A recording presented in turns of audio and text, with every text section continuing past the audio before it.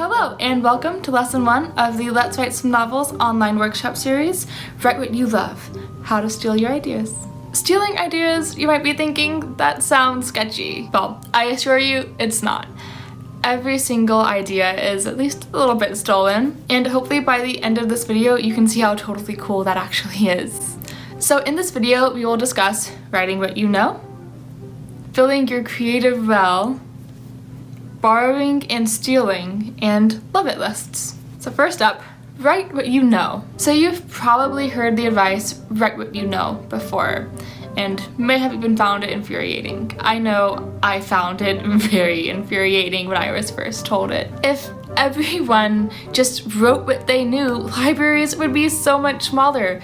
Writing is about using your imagination to explore worlds of possibilities. Bits and pieces of personal history should come into play, of course, but they should be presented in new and interesting ways. Otherwise, writers would be too bored to actually write anything. How does fantasy exist if you just write what you know? What about sci-fi or murder mysteries? This advice is clearly BS, right? Well, no. Not if you separate knowledge from experience. Which is why the full title for the section is Write What You Know, not necessarily what you've experienced. When people you think you should probably trust tell you to write what you know, they're not telling you to fictionalize your own memoir. They're telling you to write about the things that you understand. A novel may be a great series of lies, but there has to be some truth at the core of it. And that truth is a direct result of the author's understanding of their subject matter. So what does this mean in practicality? First, it means that you should always be both interested in and knowledgeable about the settings and topics you're writing about. You don't have to be an archaeologist to write an Indiana Jones story, but hopefully you've read a few books on archaeology and have seen a few B-movies from the 50s. And you should always be not only knowledgeable about the topic, but actually care about it. You should understand why your characters feel passionate about whatever they're engaging in, because you should also share some of that passion, even if you wouldn't dream of digging around in the dirt yourself. And it's okay if you don't know much about the topic when you first get the idea for a book, but after doing some research on it, you should connect with the material in some way. As long as you're interested in a place or a topic, you're not breaking the write what you know rule by researching them and getting to know them. It also means writing characters whose emotions you can empathize with. If you're writing a scene about two people walking along the Seine at night, unable to admit their true feelings for one another, you don't need to have traveled to Paris or walked along the Seine at midnight or talked about the moon when really all you wanted was to talk about how pretty the other person's eyes are. What you do need to know is what it's like to walk in a place you find romantic, what it's like to struggle to say something you actually want to say, and kind of what it's like to find someone's eyes really pretty. You should always be able to feel the heart of the scene instead of simply imagining it. The events themselves of the scene don't have to be autobiographical, but the emotion should come from you.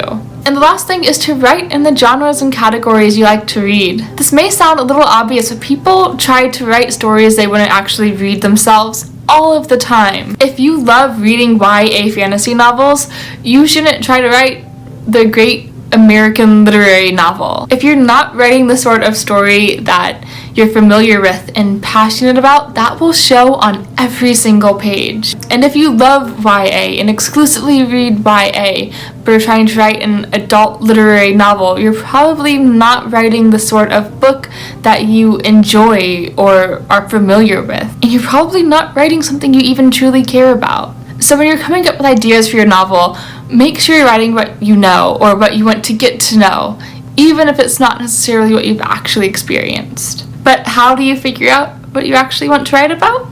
Well, the first step is to fill your creative well, which means binging all the things. Writing is a negative creating experience. And by that, I don't mean it's a bad experience, but it's something that takes. You expend creative energy while writing. So before you start, and even while writing, you should take care to replenish some of that creative energy. And you do that by consuming things that inspire you. So I'm sure you know the feeling of finishing a book or a movie or a TV show and then being filled with this overwhelming urge to just go to your computer or a notebook and just create. Before you start writing and as you start writing, you should return to the things that make you feel that way. The things that inspire us vary from person to person and even day by day. Some of us might get creative energy from walks in the park.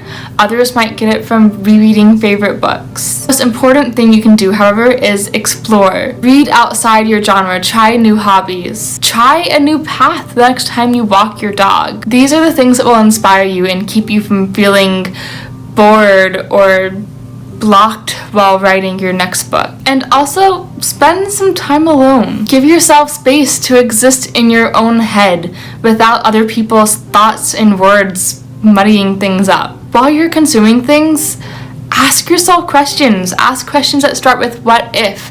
Ask yourself why you are drawn to the things you're consuming. And let your daydreams run wild. Let yourself imagine the things you want to imagine. If you do this, ideas will come to you, whether they be ideas for an entire book or just ideas for the next few bits of dialogue in the scene you're writing. But what do you do when you get inspiration from other books like Harry Potter or The Great Gatsby? I'm sure you've heard the advice, good writers borrow, great writers steal. And just like Write What You Know, it's a bit of a head scratcher. It kind of sounds like pedantic gibberish. But it is good advice, so let's dissect it a little bit. Borrowing, generally, is considered using something of someone else's, while stealing, theoretically, is taking something from someone else and making it your own thing.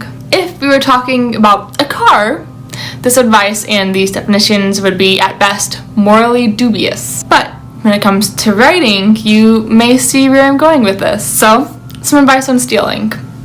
Number 1, don't be afraid of reusing elements from books that you love. When you see story elements in books that you love, don't think they're off limits to you forever because someone else wrote about them first. Just because you love The Great Gatsby and it's set in 1920s New York doesn't mean you can now never write a book in 1920s New York. Take note of what you love in other stories. Remember those elements, the plot twists, the characters, the settings, and use them to write a story full of things that you love. 2 is make the things that you steal your own. Borrowing, in this definition, would be writing a book about a bootlegger set in 1920s New York who is desperately in love with the woman across the way and tries to woo her with his extreme wealth. That is taking F. Scott Fitzgerald's The Great Gatsby and making it no less F. Scott Fitzgerald's The Great Gatsby. This example steals too much from one place. It's too afraid to take anything from the story, so it just takes the entire story itself.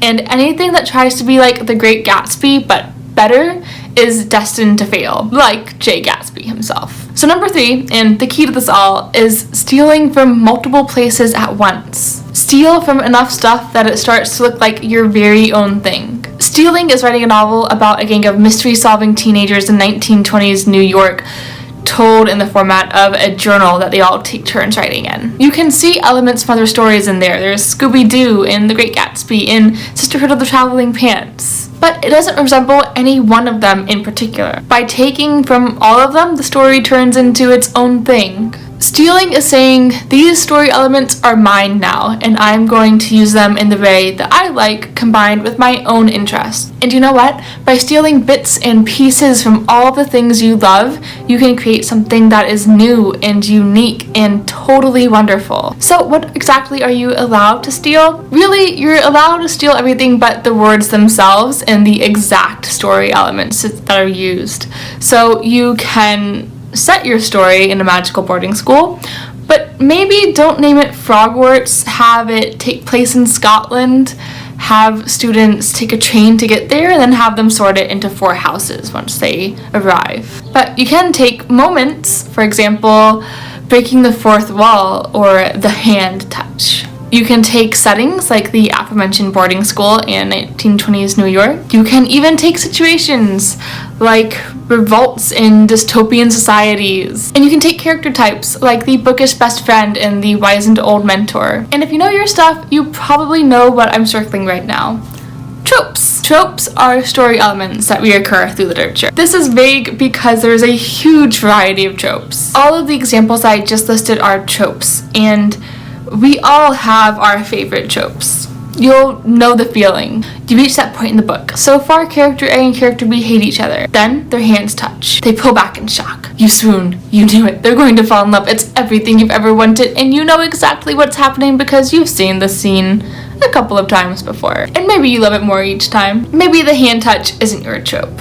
But you have one. You do. It's the moment that appears in all of your favorite stories. The moment that makes your heart leap every time you see it. Sometimes stories even become your favorite because they have enough of your most beloved tropes in them. Which brings us to our last topic. Before you start writing, when your story idea is in its very earliest stages, if you even have one at all, you should make a list. A list of all the things you love in the books you read. List the story elements that draw you to novels. List your favorite tropes. List the things that excite you. Look for obvious things like character and setting and plot, but also take into account how books are formatted and narrated. Think about themes, tropes, and languages, about mood and tone and structure. The wider the variety of story elements you collect, the more helpful this list will be. Use this list to figure out not only what your story is going to be about, but how you're going to tell it. You don't have to include all the things in your list in your story,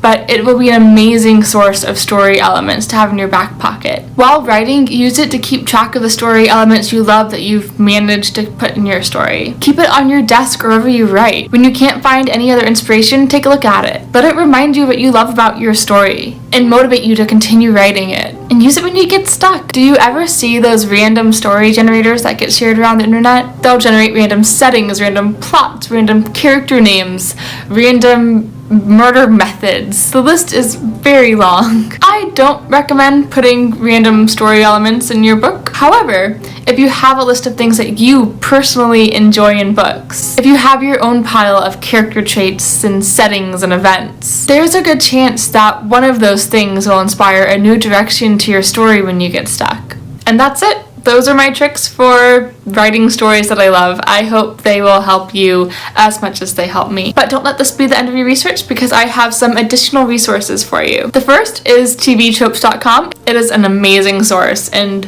has taught me so much about stories. Next up is a blog post from Neil Gaiman entitled Where Do You Get Your Ideas? He is a much better author to get your advice from, so I recommend you check that out. Publishingcrawl.com has a podcast and they have an episode on tropes, which is very informative, and you should definitely check that one out. And like any good writing workshop, I'm going to leave you today with a writing exercise. So first, I want you to write down 3 things that you love. They can be any sort of thing. Dogs, romance, stars, heroes who become villains, Cincinnati, anything. Just write it down. If you need some time, pause this video before I go on to step 2 of this exercise. Are you done? Great. Now write a short scene. It can literally be a paragraph if that's all it takes. Just try to work all 3 of those things you just listed into the scene. Be creative, make it work, and see if you enjoy it. If you'd like to, when you're done, you can share your scene in the comments below. And like me, if you prefer to hide your work from humanity forever, do that. Next time, we'll move on to lesson 2,